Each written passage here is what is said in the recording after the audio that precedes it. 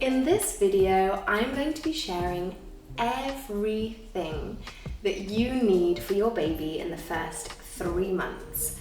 I've created a list of 40 things that you need in the first 3 months. When I was pregnant, I was nesting so hard. I watched so many videos and they all gave like 5 or 10 essentials, and they were usually sponsored by brands, and so I just didn't have like a full list.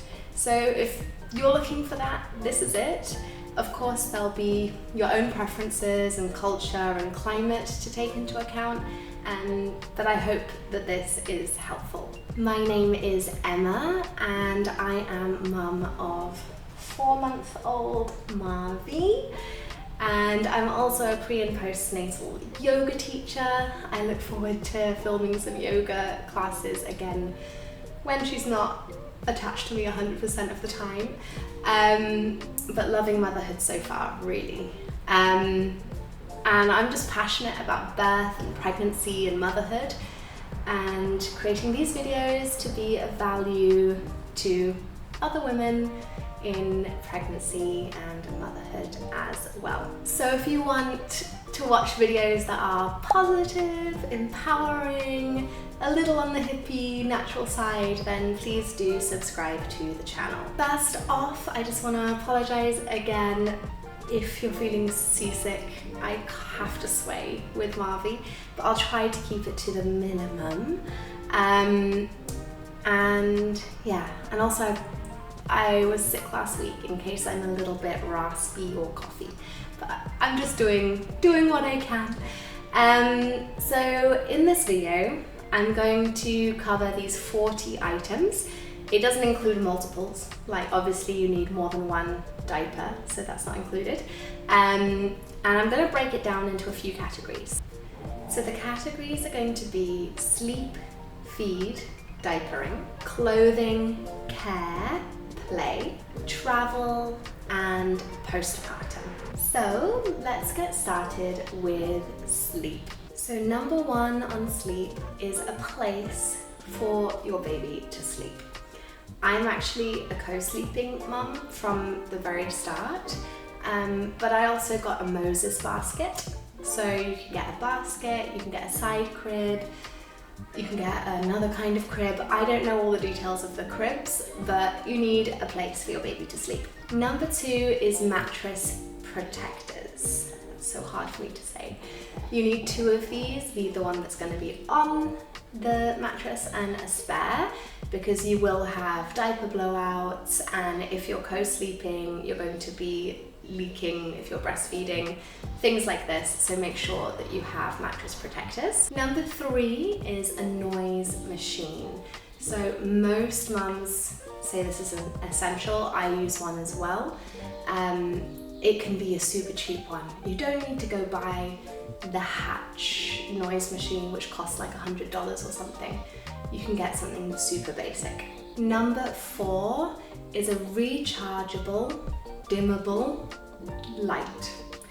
And this for me is my most important sleep item. If this has no battery in the middle of the night, everything goes crazy. So I think the one I see everywhere, and the one that I have, is like an egg-shaped one, and you tap it to switch it on and to switch it off, and then you hold it to make it bright or to make it dim. Super, super helpful. Okay, so they're the 4 essentials for sleep. I've got one now that I deem an essential, but you don't have to get. It's a toppuccino. It's a Montessori kind of item. I found it really helpful in the first 3 months. It's a cotton oval, and it's helpful to hold baby, to try transfer baby from your arms into a sleep space. It's also helpful as just a place that your baby can play on, for like tummy time, to have other people hold your baby. It's just, yeah, it's helpful. So that's number 5. Number 6 is 2 cotton covers for your toppuccino, and number 7 is 2 waterproof liners, insides for the toppuccino. And you can get these as just reusable changing pads. Don't get the Toppuccino branded ones because they're too expensive. Next up, we have feeding. So I am breastfeeding, and that's what I'm going to be talking about in this video. So number 8 is a nursing pillow. And I really deem this to be an essential. I'm still using it now, 4 months in. I have the My Breast Friend, which I really love. It meant that I could do so many different things while breastfeeding. I could read a book, I could work on my laptop, I could even edit videos and stuff. And in those first weeks, it's really important, or you're just like crippled on the sofa if you have to use both your hands to feed. Number 9 are Silverette nipple shields. These are fantastic for healing if you have any cracks or sores on your nipples. Number 9 is nipple cream. I used Earth Mama nipple cream, nipple balm. So I was using the nipple shields at night and the nipple cream, I was using the nipple shields in the day and then the nipple cream at night. If you're using the Silverette nipple shields, make sure that there's a time in the day where you don't have them on, so that they can breathe and sort of heal. That's what my lactation consultant told me. So number 11 is a breastfeeding caddy. So they're always advertised as diaper caddies, but I think it's most useful for breastfeeding. You want like a kind of box or bag with lots of different compartments, and you'll just have lots of random stuff in there that you commonly use while breastfeeding. And then when you move around the house, if you want to breastfeed in different places, you just take the whole bag with you. For example, I've got her nail file in there. I file her nails while I feed, wet wipes, breast pads, supplements, muslins, all sorts of stuff. But make sure you have a place with lots of compartments, so you can just pick it up and take it wherever you feed. Number 12 are breast pads. So when your milk comes in, you will experience some form of leaking. And I still am leaking when I have my letdown. So if I'm feeding on the left, I always place a breast pad on my right side. So have those on hand, get reusable ones, they're perfectly comfortable. They're a bit visible in some outfits in the day, but you probably won't need to use them like constantly during the day. You can just pop it in when you do a feed later on. Next up, we have nursing bras. Make sure you get a variety of nursing bras because you don't know which ones you're going to like best, and your breasts change. They will get bigger when your milk comes in, then they'll come down again. You might want to wear one particular type when you sleep, and different ones with different outfits. So just make sure you have a variety. And number 14 is a muslin blanket. And that might seem confusing. Why is that under feeding? If you're feeding on the go, outside in public, you don't need any kind of fancy cover. For me, I bought one, a fancy cover, and actually for me the best thing is a muslin blanket tied up at 2 ends in a loop, and then you put that around you. So no need to buy something fancy, and a muslin blanket is useful for so many different things. All right, we are on to diapering. Okay, number 15 is a changing table.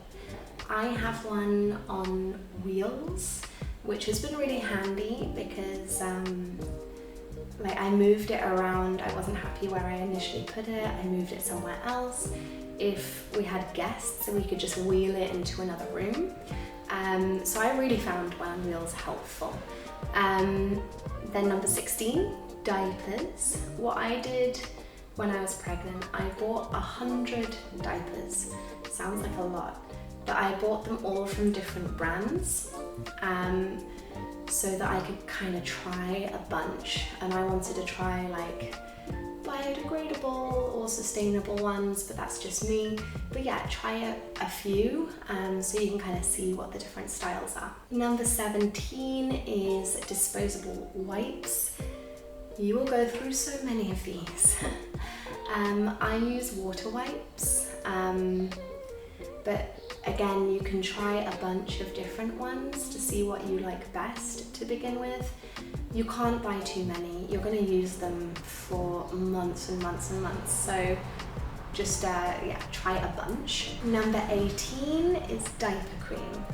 I went overboard on this. I bought like 3 different tubes of diaper cream because I thought it was something that I'd be using every day. I have maybe used diaper cream on her 5 times. She hasn't had any issues. So just buy one to have on hand, and then if you need something further down the line, you can speak to your doctor and get something else. Number 19 is a diaper genie. This is like a bin that you put the diaper in and you spin it around and it kind of seals off every single diaper so you don't have any smell coming from the bin. And this is really helpful. We get 0 odor from her diapers because of this bin. And then also stock up on refills. So I've got the Tommy Tippy, and they actually have like eco-friendly refills, which is just way less plastic, and it's really like hardly any more effort. It's hard to describe right now in the video, but I'll pop them a picture of them. So if you end up getting something like the Tommy Tippy, look for a more sustainable alternative for the refills. And just one more note on diapering. I'm trying cloth diapering now, but in the first months, she's just way too small to fit into the reusable diapers. So if that is something that you want to do, just bear that in mind. She was a preemie, so maybe your baby could fit into the reusable ones at 2 months, but for her, I think we started at 3 months, just to have in your mind. Next up, we have clothing. So number 21 is 10 newborn onesies. And I would really recommend you get double zipper. That means it zips from the top to the bottom, but it also can zip from the bottom to the top. That means you can change diapers much more easily. You don't need to take the whole thing off. Try get a zip that is diagonal, not straight, because then it won't rub on the cord stump for that first week. And I love the onesies that have hands and feet free, but a foldable part on the ankles and the wrists. So you can fold it over to mittens and socks if you want that extra coverage. Get a variety of brands and types because you'll have a preference, but just stick with onesies because you will get gifted so many cute outfits, and honestly, they're mostly quite a faff at newborn age. You don't want stuff that pulls over their head. Skirts are not practical for girls at this tiny age. So she lives in onesies even now. At home, she wears them constantly. She only wears her gifted cute outfits when we take her out. Obviously, you need to adjust this based on your climate and also potentially based on your cultural background. Some cultures want to wrap their babies up much warmer, but I would just caveat that if you're breastfeeding, it's much harder. They get much sleepier when they're warm, so be careful that you don't warm them up too much. Number 22 under clothing is a laundry basket for baby, and I would place this next to your changing table. Our next section is care. Number 23 is a bath thermometer. You want to make sure that the temperature is nice for them, it's warm, but not too hot and not too cold. So get one of those. Number 24 is bathtub insert. So I use one called Angel Care. You lay your baby in that, either in the bath or in the sink if you have a big enough sink, and it just makes it much more comfy and easy to handle your baby. Number 25 is a shampoo / body wash for babies. They don't need to be soaped up every day. I honestly hardly use soap on her even now. Like, I just use a tiny bit, maybe once a week. Mostly they just need a good rinse to get all the fluff from their fingers and toes, and sort of milk out of the creases of their neck and things like that.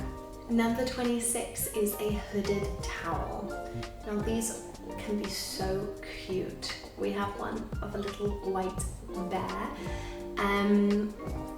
but I would say they are necessary because you really want, as soon as you get them out the bath, you want to get them in a really soft, cozy towel, and one which has a hood for their head, because that's where they lose most of their heat.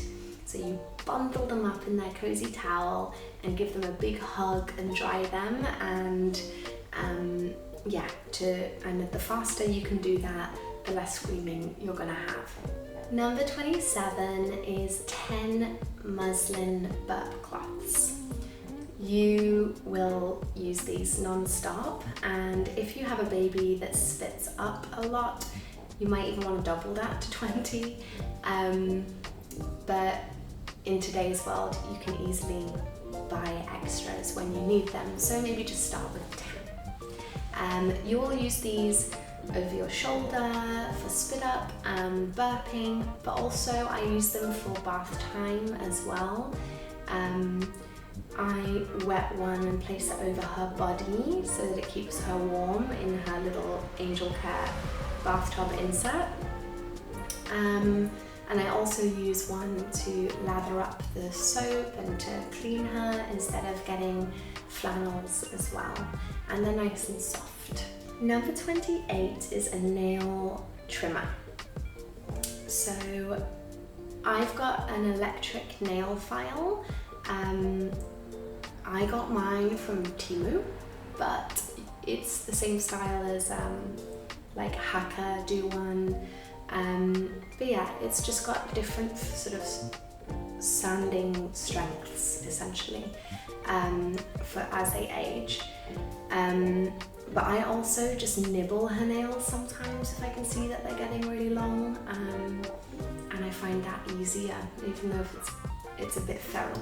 But their nails grow super fast and they scratch themselves and you, so you're going to want to trim them regularly. And number 29 is a baby thermometer. Make sure you get a branded one, like a good quality one that you know the brand, because this is something that you're going to want to make sure is right, to check their temperature after vaccines and if they get sick as well. Next we have play. So at this age they really don't need much at all for play. I've only have 3 items on this list. So number 30 is black and white cards. These are high contrast, and in those early days this is all they can really see, and she really spent time looking at these, so this is a cheap thing to get, and just something for them to do when their eyesight is not very good. Number 31 is a mobile, and number 32 is a mobile hanger. The next thing as her eyesight got a little better that she wanted to do was stare at mobiles. So really the first 3 months, that's all the toys. The rest of the time she just wants to look at, our faces. You want to hold baby close so that they can look at you and play with them and interact. They don't need to interact with anything else. I brought out teddy bears like every week to see if she wanted to play with them, and she just could not see them / did not care. So before we go on to travel and postpartum, if you are enjoying the video, if this is valuable, please do give it a like and subscribe for more videos on pregnancy, birth, and on motherhood. So travel, this is kind of a longer list. 33 is a car seat. This was something crazy, like half of our entire baby budget was spent on the car seat, because you want the best, the safest, and especially here in Dubai where the speeds are insane and you're driving on 7-lane highways, you want to make sure that your baby is totally safe. Do your research and do not buy anything used for car seats, because they may no longer be safe. So this is something that you cannot buy secondhand. Number 34 is a stroller. And this is something you absolutely can buy secondhand and save a lot of money. That's what I did. It works perfectly fine. And I'm not sure if this is common amongst strollers, but at least mine, you can change like the color pack, so all of the fabric stuff you can get brand new if you are buying it secondhand. So it's just the frame that ends up being old. But yeah, get a stroller that suits your lifestyle. Do you want it to fit easily on the plane? Do you want the car seat to clip directly into your stroller? Do you want to go running with your stroller? Lots of different questions here, and so much choice. I just went with what I saw most commonly in Dubai, which was the yo-yo, and I'm very happy with it. Number 35 is a cloth carrier like this one. This one is Kia Babies, and this is my favorite out of only 2 that I have, but I love this one, and it's the cheapest that I found on Amazon. Number 36 is a structured carrier, like an Ergo Baby. But when they're small, this is firstly much more comfortable and much more adaptable to their size. The Ergo Baby, they need to be quite big. She didn't like the Ergo Baby or even fit properly into it until she was 3 months. So again, depending on your baby's size, you might be sticking with a cloth carrier for the first 3 months and then move on to a structured one. I love these, and she only naps in carriers. So for me, carriers have been super important, and it looks complicated how to put them on, wrap them around, but after like 2 or 3 times, you've got it, and then it's really easy, I promise. So persevere, they can be amazing. I would not have been able to get anything done if she wasn't in the carrier. Number 37 is a diaper bag. I got a really cheap, ugly diaper bag, and I regret that, because this is now your bag that you're going to use 100% of the time. So get a nice bag, ideally with multiple compartments, and ideally something that you can open one-handed and close one-handed. Then 38 is a foldable diaper station. I'll put a sort of picture to show you what I mean. This has all your diapering essentials. So you slot the diaper station into your diaper bag, and that means you can kind of use whatever diaper bag you want. It can be quite pretty, and you can put a bunch of other stuff in there, but then when you need to actually go change a diaper, you just take that diaper station thing out and you're not rooting around for stuff. It's honestly much easier this way. Wow, we are already on to the very last section. So lastly is postpartum. I remember I went a bit overboard with postpartum. I got like a bunch of stuff that I didn't end up needing. And in today's world, with everything just like a click away on Amazon. The things that you actually need, I've only got two. 39 is a peri bottle. So this is a bottle that allows you to apply medicine down there. And I think the majority of women will need some kind of treatment below after birth. But if you have a scheduled cesarean, then you don't need a peri bottle, pretty sure. Yeah, makes sense. So yeah, this isn't even a must. But this is something that I would buy in advance to take in your hospital bag if you don't have a scheduled C-section. Number 40 are adult diapers or disposable underwear. These are really helpful in the hospital again and home, and I think they're much more practical and comfortable than going with the giant pads in your underwear. Which leads me to say, if you haven't yet packed your hospital bag, my last video was on hospital bag, so do go and check that out, and that's again a thorough list of what you really need for the hospital. And that's the end of the video, and hopefully I managed to do that in one take, and it's recorded. She's still asleep. Sorry again about the swaying, but I hope you are well. I'm sure someone watching this is like very strongly thinking you missed something vital out. Please, if you're thinking that, comment it below, or if there's something that you've heard is really important that I haven't mentioned, pop it in the comments. I'm really curious what other people believe is a necessity if I haven't included it, but this is honestly everything that I am using on a daily basis for the first 3 months of her life. I hope this was valuable. Have a happy and safe pregnancy, an empowering birth, and hope to see you again on the channel soon. Bye!